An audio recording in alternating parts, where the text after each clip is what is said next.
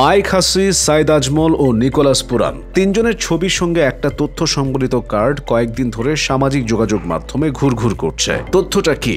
আন্তর্জাতিক ক্রিকেটে হাসির অভিষেক হয়েছিল 28 বছর বয়সে, আজমলের 30 পেরিয়ে। অথচ পুরান কিনা 29 বছরেই আন্তর্জাতিক ক্রিকেটকে বিদায় বলে দিয়েছেন। অস্ট্রেলিয়ার হয়ে মাত্র 8 বছর 11 মাস খেলেই হাসি নিজেকে কিংবদন্তিদের কাতারে নিয়ে গেছেন। সন্দেহজনক বোলিং অ্যাকশনের দায়ে আজমল নিষিদ্ধ না হলে তিনিও হয়তো সেই কাতারে থাকতেন। হাসি, আজমলরা সবসময় আন্তর্জাতিক ক্রিকেটকেই প্রাধান্য দিয়েছেন, দেশকে প্রতিনিধিত্ব করতে চেয়েছেন। কিন্তু পুরানের শয়নে স্বপনে মননে চেতনে শুধুই যেন ফ্র্যাঞ্চাইজি ক্রিকেট। অকালে ওয়েস্ট ইন্ডিজ জাতীয় দলকে বিদায় বলে দেওয়ার পুরস্কারও হাতে নাতে পেয়েছেন পুরান। তার পাশাপাশি সম্প্রতি দক্ষিণ আফ্রিকার জাতীয় দলকে বিদায় বলে দেওয়া হেনরিক ক্লাসেন এবং ওয়ানডে থেকে অবসরের ঘোষণা দেওয়া গ্লেন ম্যাক্সওয়েলও পেয়েছেন এই পুরস্কার। সেটা কি?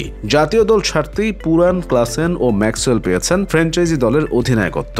শুরু হয়েছে যুক্তরাষ্ট্রের ফ্র্যাঞ্চাইজি ভিত্তিক টি-20 প্রতিযোগিতা মেজর লিগ ক্রিকেটের MLCর তৃতীয় আসর। 6 দলের এই টুর্নামেন্টের 3 দল MI নিউইয়র্ক, সিয়াটল ওয়ার্কার্স এবং ওয়াশিংটন ফ্রিডমকে নেতৃত্ব দিচ্ছেন পুরান, ক্লাসেন ও ম্যাক্সওয়েল। অন্য 3 দলকে যারা নেতৃত্ব দিচ্ছেন তাদের সঙ্গেও অনেকদিন হলো আন্তর্জাতিক ক্রিকেটের সম্পর্ক নেই। টেক্সাস সুপার কিংস অধিনায়ক ফাফ ডু প্লেসি সর্বশেষ দক্ষিণ আফ্রিকার হয়ে খেলেছেন 2021 সালে। সান ফ্রান্সিসকো ইউনিকর্নসের নেতৃত্ব পাওয়া কোরি অ্যান্ডারসন একসময় খেলতেন নিউজিল্যান্ডের হয়ে। গত বছর যুক্তরাষ্ট্র জাতীয় দলে অ্যান্ডারসনের অভিষেক হলেও 2024 টি-20 বিশ্বকাপের পর দল থেকে বাদ পড়েন। আর লস অ্যাঞ্জেলেস নাইট রাইডার্সের অধিনায়ক সুনীল নারিন তো 2023 সালেই আন্তর্জাতিক ক্রিকেট থেকে অবসর নিয়েছেন। যদিও লস অ্যাঞ্জেলেসের মূল অধিনায়ক জেসন হোল্ডার, তবে হোল্ডার বর্তমানে ওয়েস্ট ইন্ডিজ দলের সঙ্গে আয়ারল্যান্ড সফরে আছেন। আইরিশদের বিপক্ষে সিরিজ শেষে MLCর ফ্র্যাঞ্চাইজিতে যোগ দেওয়ার কথা রয়েছে তার। এই হোল্ডারও প্রায় 10 মাস জাতীয় দলের বাইরে ছিলেন, ফিরেছেন এ মাসেই ইংল্যান্ড সফরে টি-20 সিরিজ দিয়ে। অবশ্য জাতীয় দলের হয়ে খেলেই বা তারা কি করবেন?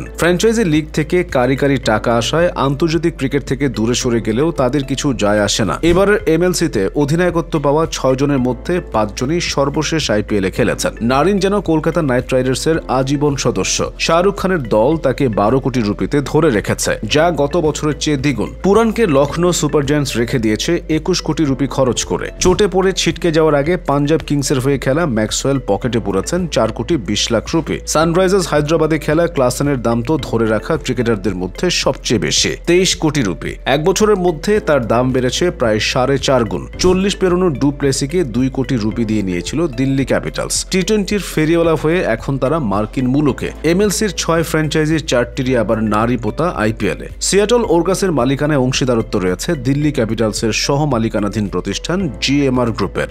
MLCর বাকি 2 দল ওয়াশিংটন ফ্রিডম ও সান ফ্রান্সিসকো ইউনিকর্নসের মালিকও ভারতীয় বংশোদ্ভূত।